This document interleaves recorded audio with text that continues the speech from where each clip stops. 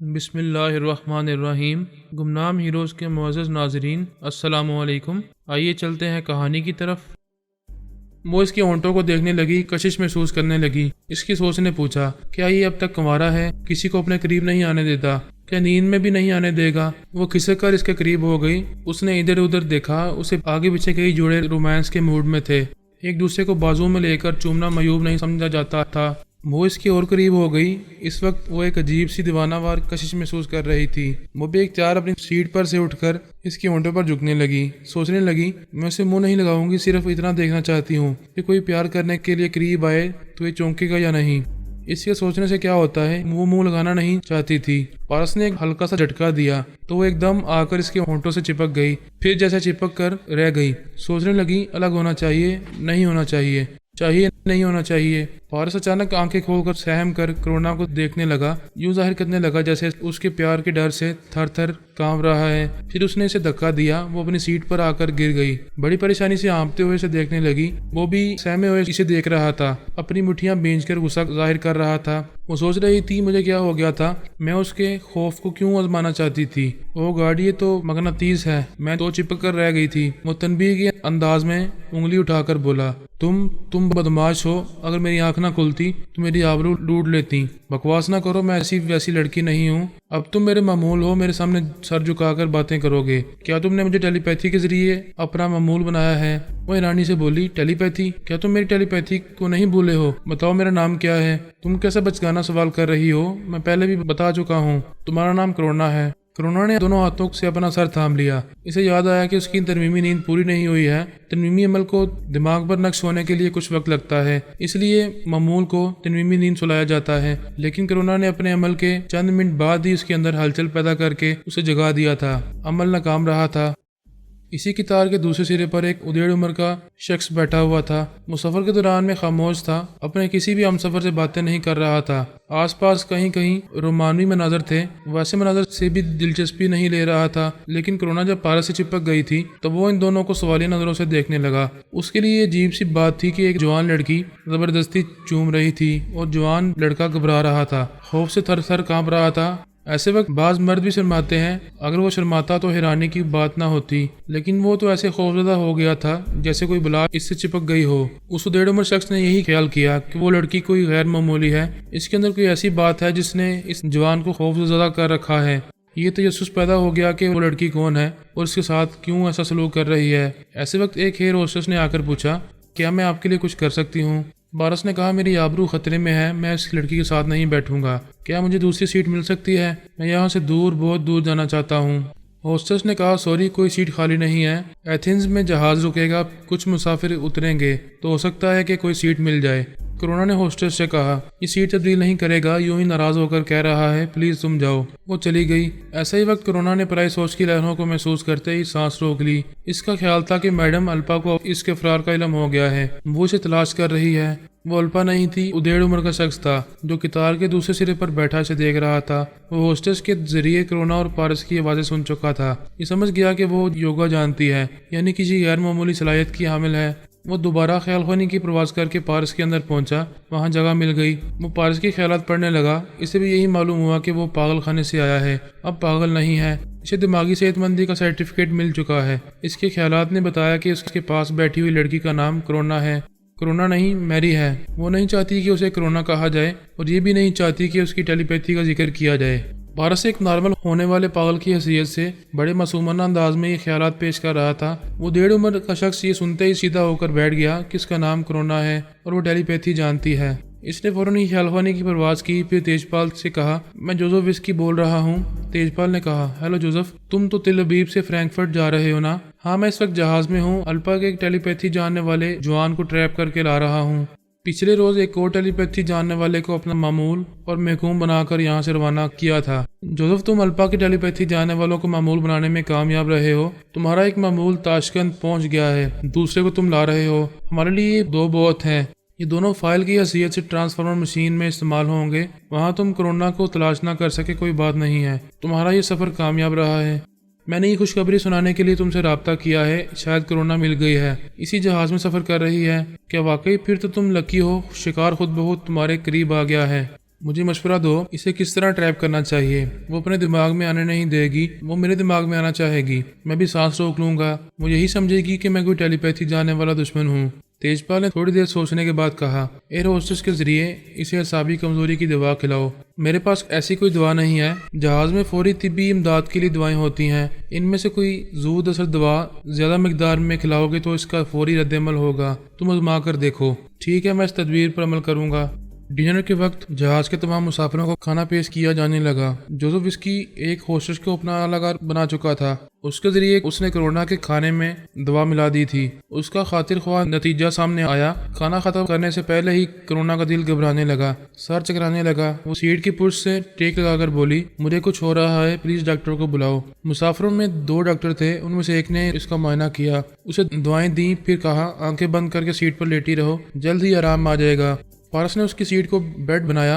वो आंखें बंद करके लेट गई। पारस समझ रहा था कि इस जहाज में कोई टेलीपैथी जानने वाला मौजूद है। उसने इसके भी ख्यालात पढ़े थे और इसे पागल खाने से आया हुआ शख्स समझने लगा था। पारस को यकीन था कि उसने कोरोना को बीमार बनाया है और अब वही खेल शुरू हुआ जो होता आया है।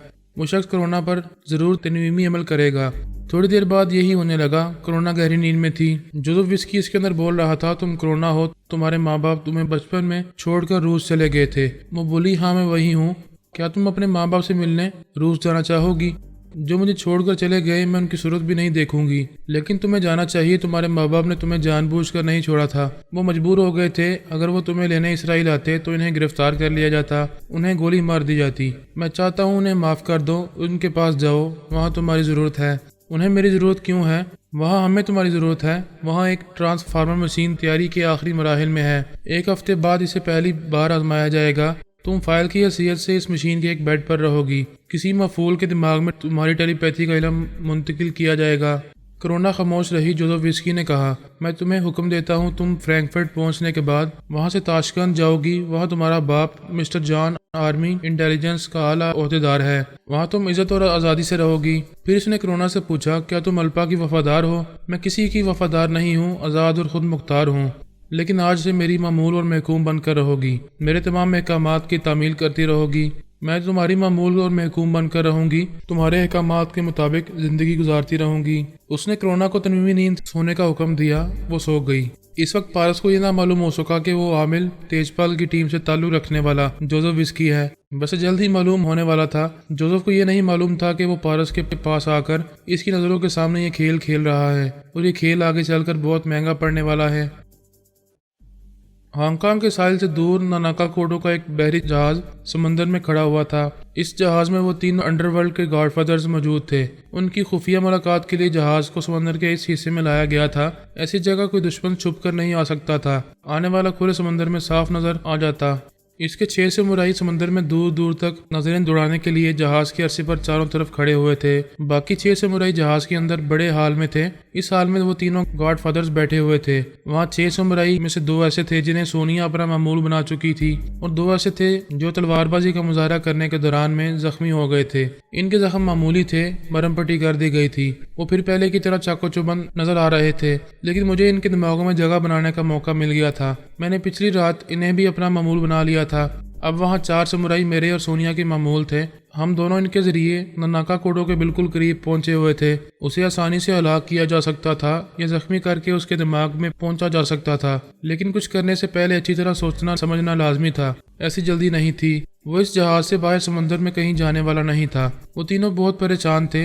नानाका कह रहा था, मैंने इन 4 टेलीपैथी जाने वालों को दोस्त बनाकर बहुत बड़ी मुसीबत मोल ली है। उन्होंने हमारे एक अहम मशीर आयरन मैन को हलाक किया है और इनकार कर रहे हैं कि ऐसा उन्होंने नहीं किया। हम उनके खिलाफ कोई कार्रवाई नहीं कर सकते। वो बहुत ज़बरदस्त हैं। कहाँ रहते हैं, क्या करते हैं, किस तरह हमारे खास आदमियों के दिमागों में पहुंच रहे हैं, हमें कुछ पता नहीं चलता है। दूसरे गॉडफादर्स ने कहा, वो हमारी मदद के लिए आए थे और अब हमारे ही अंदर बड़ी राजदारी से हमारे खिलाफ क्या कुछ कर रहे हैं हम नहीं जानते। तीसरे गॉडफादर ने कहा, ये चारों तो हमारे लिए फरहाद से ज्यादा खतरनाक बन गए हैं, इनसे किसी तरह पीछा छुड़ाना चाहिए। एक ने कहा, हम आज इसीलिए यहाँ जमा हुए हैं। फरहाद के मुकाबले में इनकी टेलीपैथी बहुत महंगी पड़ रही है। हम टेलीपैथी के बगैर ही इस इलाके के बेताज बादशाह बने हुए थे। हम जहानत, अपनी ताकत और अपने जराये के मुताबिक बड़ी आज़ादी से हुकूमत कर रहे थे, लेकिन अब टेलीपैथी जानने वालों के मोहताज बनकर बिल्कुल ही तबाह बर्बाद होने वाले हैं। हमें फौरन ही कुछ करना होगा। ननाका कोडो ने कहा, मैं इनसे साफ कह दूंगा कि अब हमें इनके ताउन की ज़रूरत नहीं रही है, वो यहाँ से जा सकते हैं, लेकिन वो नादान बच्चे नहीं हैं, आसानी से नहीं जाएंगे। हमें पहले ये मालूम करना चाहिए कि वो हमारे कौन कौन से राज मालूम कर चुके हैं और हमारे कितने अहम अफराद को अपना मामूल बना चुके हैं। ये मालूम करना बहुत मुश्किल है, हमें दिमागों में घुसना नहीं आता। हम कभी मालूम नहीं कर सकेंगे कि वो कहाँ कहाँ तक पहुँचे हुए हैं। हमारी सलामती इसी में है कि हम फिलहाल रोपोश रहें। हमारे जितने वफादार हैं इन पर भरोसा ना करें, आइंदा नए वफादारों की खिदमत हासिल करें। पुराने वफादारों को ये मालूम नहीं होगा कि हम कहाँ हैं और क्या कर रहे हैं। इस तरह वो टेलीपैथी जानने वाले कभी हम तक नहीं पहुँच सकेंगे। दोनों गॉडफादर्स ने तायद की, हमें यही करना चाहिए। ननाका ने कहा, मुझसे वादा करो जब तक तमाम टेलीपैथी जानने वालों से निजात नहीं मिलेगी, इस वक्त तक हम अपनी तन्हाई में किसी हसीना को नहीं बुलाएंगे। वो दुश्मन इसके जरिए हमारी शहर तक पहुंच जाएंगे। मैं तो कुछ अरसे तक तुम दोनों से भी खुफिया मीटिंग के लिए कहीं रूबरू नहीं आऊँगा। हम अपनी अपनी मोटर बोट के जरिए इस जहाज से बाहर जाएंगे, एक दूसरे को ये नहीं बताएंगे कि कहाँ जा रहे हैं। कुछ अरसे तक फ़ोन के जरिए भी रब्ता नहीं करेंगे। वाकई इन तीनों पर उस्ताद आ पड़ी थी। वो अपनी सलामती के लिए ठोस मंसूबे बना रहे थे।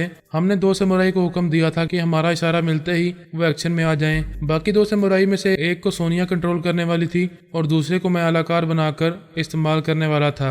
एक समुराई ने मेरे हुक्म के मुताबिक कहका लगाया, फिर बायरन टोड की आवाज़ और लहजे में बोला, हाय ननाका, तुमने फरहाद के खिलाफ हमें दोस्त बनाया और अब दुश्मनी कर रहे हो। ननाका उछलकर खड़ा हो गया। उसने अपनी पुश्त से तलवार खींचकर इसे दोनों हाथों से थामकर समुराई से कहा, बायरन टोड, तुम मेरे समुराई के अंदर घुस आए हो, मेरे एतमाद को धोखा दे रहे हो। अब तो खुलकर धोखा देना ही पड़ेगा। सोचा था आयरन मैन की हलाकत से इनकार करता रहूंगा और इसकी हलाकत का इल्जाम फरहाद को देता रहूंगा, मगर तुम तो कहीं ज़ेरे ज़मीन जाकर छुपना चाहते हो। दूसरे समुराई ने अपनी पुश्त से तलवार खींचकर हार्वे की आवाज़ और लहजे में कहा, हम तुम्हें छुपने से पहले ही खत्म कर देंगे, फिर यहाँ तुम्हारी जगह अंडरवर्ल्ड के बेताज बादशाह बनकर रहेंगे। इस समुराई ने ननाका पर हमला किया। वो हमले के जवाब में हमले करने लगा। ननाका बहुत ज़बरदस्त और ख़तरनाक तलवारबाज था। उसने एक के बाद दूसरा पैंतरा बदलते ही समुराई की गर्दन उड़ा दी। दूसरा समुराई इसके मुकाबले पर आया, फिर तीसरा आ गया। ननाका चारों तरफ घूम घूम कर बड़ी मशाकी से तलवार चला रहा था। वहाँ 2 समुराई हमारे ज़ेर असर नहीं थे। वो ननाका की तरफ से मुकाबला करने लगे। बाकी 2 गार्ड सहम कर एक गोशे में जाकर दुबक गए थे। ननाका को अपने 2 समुराई से तहफ़्फ़ुज़ हासिल हो गया था। उसने 3 मिनट के अंदर ही हमारे तीनों समुराई को मौत के घाट उतार दिया। वो किस्मत का धनी था। मेरे और सोनिया के हमले से बचना मुमकिन नहीं होता, लेकिन वो बच गया था। ये हमारे लिए मायूसी की बात नहीं थी। मैंने भी इसके 2 बड़े हमलों को नाकाम बनाया था। उसने अपने दोनों समुराई से कहा, ऊपर अरसे पर 6 वफादार समुराई हैं, लेकिन मैं सिर्फ तुम दोनों पर भरोसा करूंगा। जाओ और हम तीनों गॉडफादर्स की मोटर बोट्स निकालो। हम किसी भी समुराई की नज़रों में आए बगैर अभी यहाँ से जाएंगे। वो दोनों हुक्म की तामील के लिए चले गए। मोबाइल फ़ोन का बजर सुनाई दिया। ननाका ने इसे ऑन करके कान से लगाया, फिर गुस्से से पूछा, कौन है? दूसरी तरफ से बायरन टोड ने पूछा, ननाका इतने गुस्से में क्यों हो? वो दहाड़ते हुए बोला, जलील कुत्ते, तूने मेरे 4 समुराई को आलाकार बनाया था, मुझे मार डालना चाहता था। क्या तूने देखा नहीं कि मैंने इन चारों को मौत के घाट उतार दिया है? मैं यहाँ से जा रहा हूँ, तू अपने अलाकारों को मातम करने आ सकता है। तू है तेरी दोस्ती पर। इसने फ़ोन बंद कर दिया। दूसरी तरफ बायरन टोड ने अपने फ़ोन पर हेलो हेलो कहकर इसे मुखातिब किया, फिर फ़ोन बंद करके सोचने लगा, 4 समुराई और मेरे अलाकार, इसका मतलब है फरहाद ने फिर मेरे खिलाफ ज़बरदस्त चाल चली है। इसने ख्यालखानी के जरिए हार्वे, बेकर ब्राइट और साइमन को बुलाया, फिर कहा, हम समझ रहे थे कि फरहाद हम पर हमले करने के लिए हमें तलाश करेगा, लेकिन उसने ऐसी चाल चली है जिसकी हम तवक्को नहीं कर सकते थे। हार्वे ने पूछा, अब वो क्या कर रहा है? जो करना था कर चुका है। पहले इसने ननाका के खास मशीर आयरन मैन को कत्ल किया और इसके दिल में ये शक डाल दिया कि हमने उसे कत्ल किया है। बेकर ब्राइट ने कहा, उसने बचकाना चाल चली है, ननाका हमसे बदजर नहीं होगा।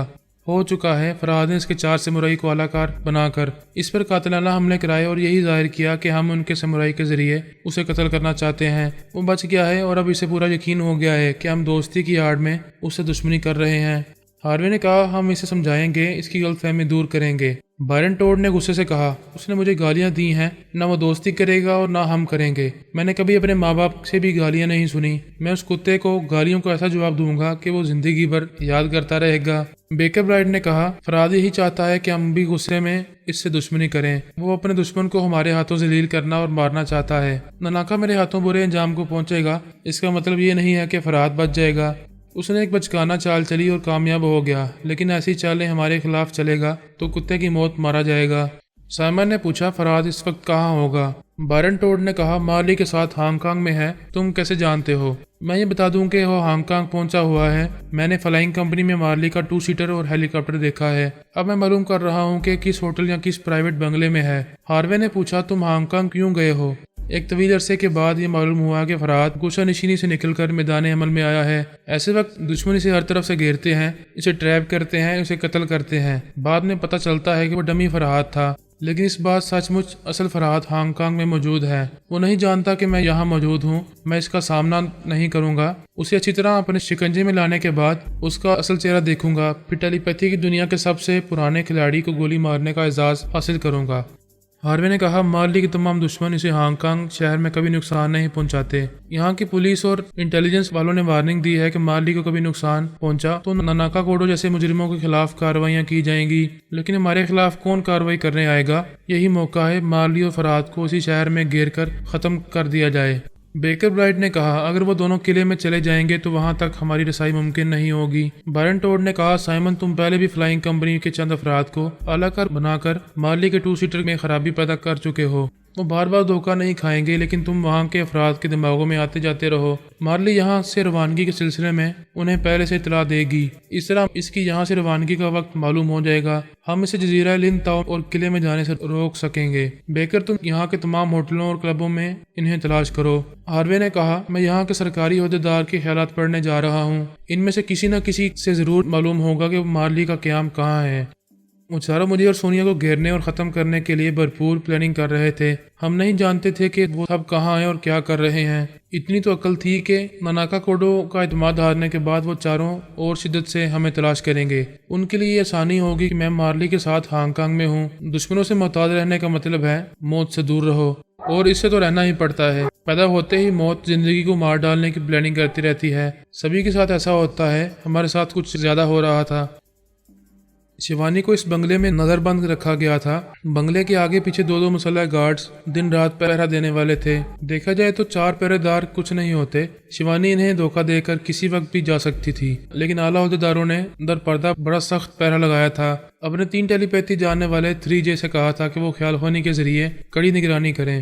تمام اعلیٰ عہدیداروں نے 3J کا برین واش کرایا تھا، پھر اسکاٹ یارڈ کے ہپناٹزم کے ماہرین کے ذریعے انہیں اپنے ادارے کا وفادار بنایا تھا۔ ان کے ماہرین نے یقین سے کہا تھا کہ وہ تینوں شیوانی کے وفادار رہنا بھول چکے ہیں۔ پورس یا کوئی بھی ٹیلی پیتھی جاننے والا ان کے مکفل دماغوں میں نہیں جا سکے گا۔